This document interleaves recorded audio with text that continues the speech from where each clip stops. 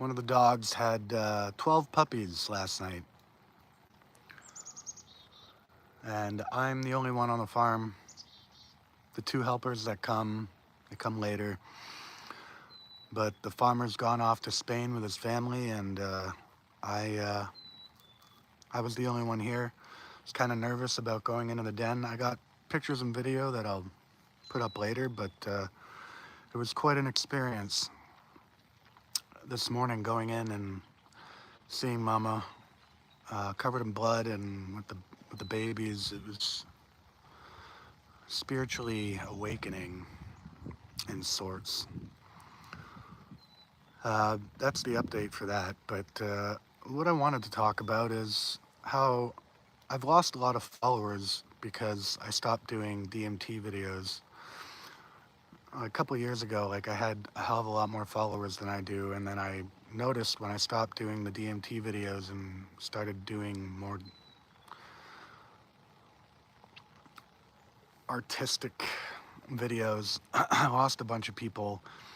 And then the more demonic my videos became, the more followers I started getting, the more sad and depressing and demonic I was making my videos, the more drunk I got, is the more I started gaining followers again. The more people commented and liked and shared my videos. And now that I'm not doing any of that stuff, it's just very interesting that, and I'm guilty of this, that we gravitate towards drama because we're entertained by it. We're entertained by things that disturb us. When I say we, I should really speak for myself, but also from what I perceived of people who have followed me and some people in my life. When you go to work, when I go to work, when I've gone to work, I found that coworkers talk more to each other when they're complaining about things.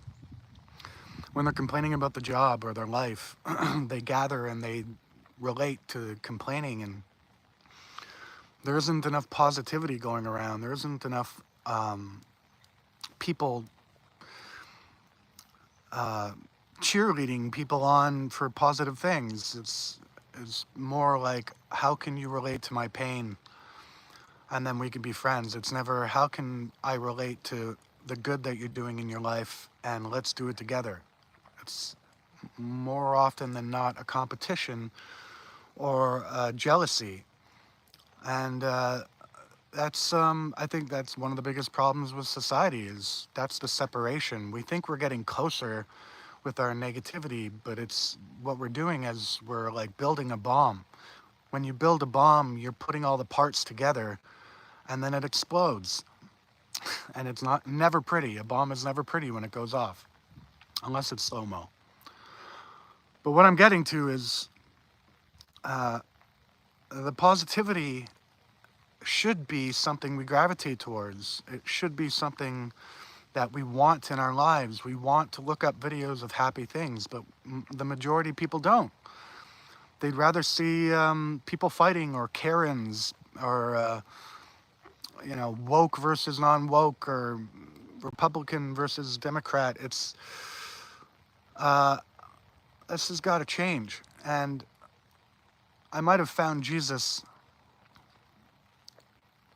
and walking with rut, that mental state. I'm not saying that everybody's going to do that, because I know before I did, hearing somebody say find Jesus was like a punch in the face. I hated hearing it, but it's true. When you really do turn your life over to Christ, everything opens up for you, and all the good things start to happen because you finally believe it. So, even though my days are still dark at times, I'm walking with Christ, and it's not as dark as it used to be. When before it was a dark tunnel into an abyss, now there's a light above my head that shows me how far the tunnel is. And I can see where I'm going. And it's beautiful, and I'm grateful for that. Another thing that I wanted to talk about, which is funny, when you're watching 1,000 videos a day, there's like 100 billion videos on YouTube or something like that, like a ridiculous number. Not that high, but whatever. I found what I find funny is people who think my DMT videos are fake. It really puts into perspective the videos that I watch that I think are fake and I'm convinced they're fake even though I wasn't there to experience it. And I like used to leave comments like, oh, this is fake. And it's like, now that I've seen people think my DMT videos are fake, it really puts into perspective for me how ignorant we are when we think something is something, but we weren't there to experience it.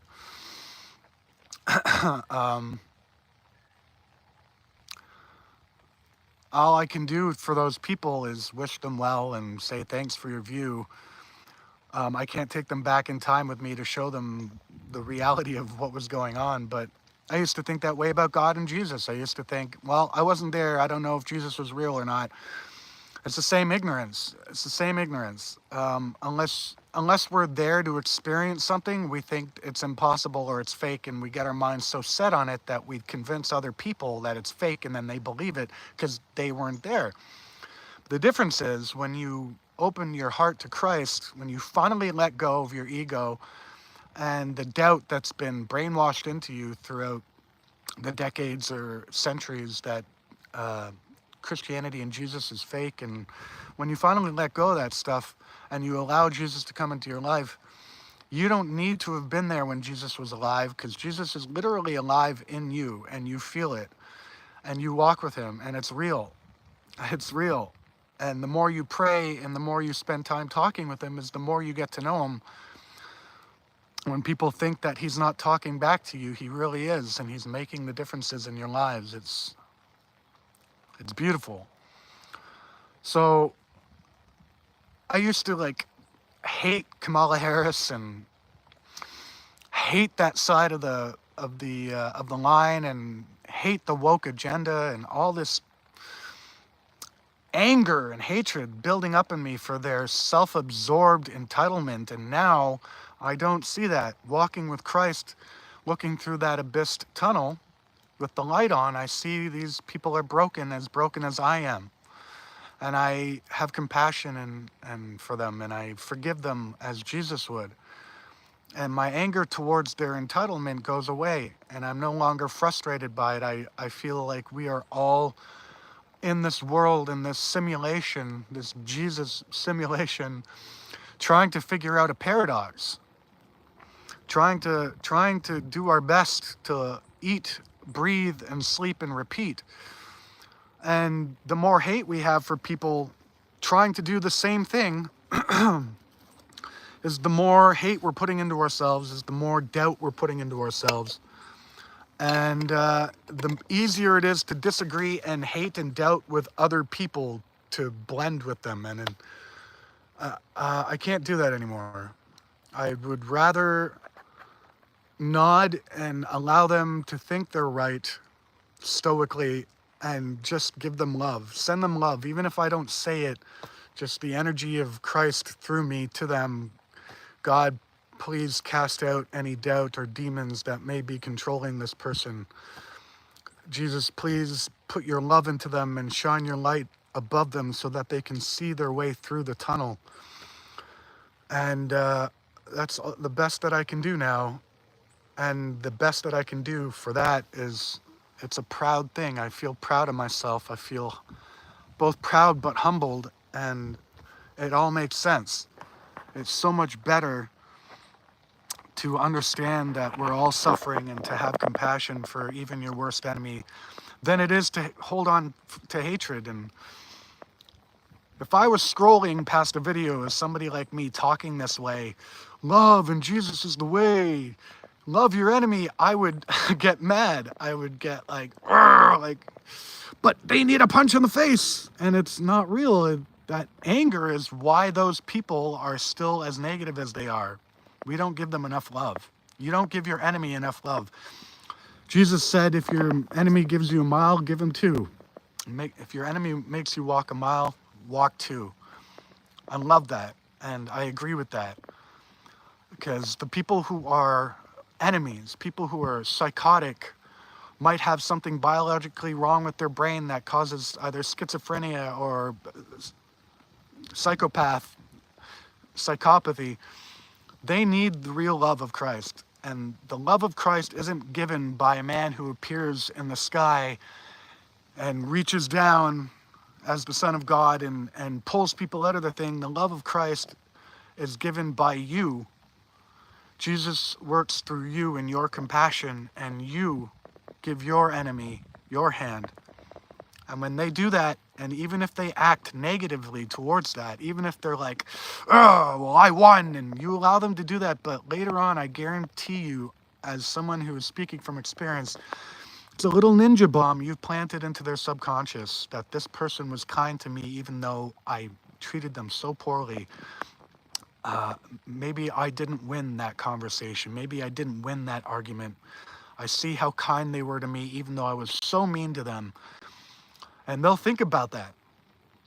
And even if it's not at the moment, they'll think about it. And it's so worth it in the end because we're all just trying to do our best here.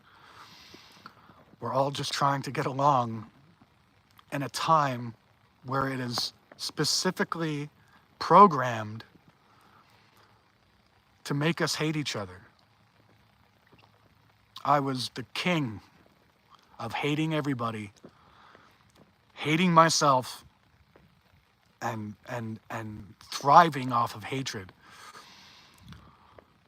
And I can safely say now that no matter what comes in my life now, as negative as it gets, as sad as I know I'm going to be in the future at points, I have Christ with me now. I've let go and I'm humbled by the power of God and his Son working through me.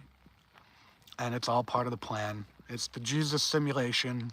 There's an end game and they have the plan, and I am a character in this game. I am a code working for their light. So if I could say anything to you, if today you bump into somebody who is negative or cruel to you or cruel to somebody else, just give them some love and compassion. Even if they're angry to you, just give it to them. And in that moment, if they treat you badly, even though you were nice to them, they're going to take that home with them and they're going to unpack it subconsciously and feel pretty shameful and want to do better. I guess that's all I got for today. Lord Jesus God, please protect and love and shine a light for everybody watching this video, and make sure that they are on the path to you through your kindness, your compassion, and your morality. Lord, I ask that you put morality into the hearts of every person on this planet, that they see your ways and walk in them, and keep them safe. Amen.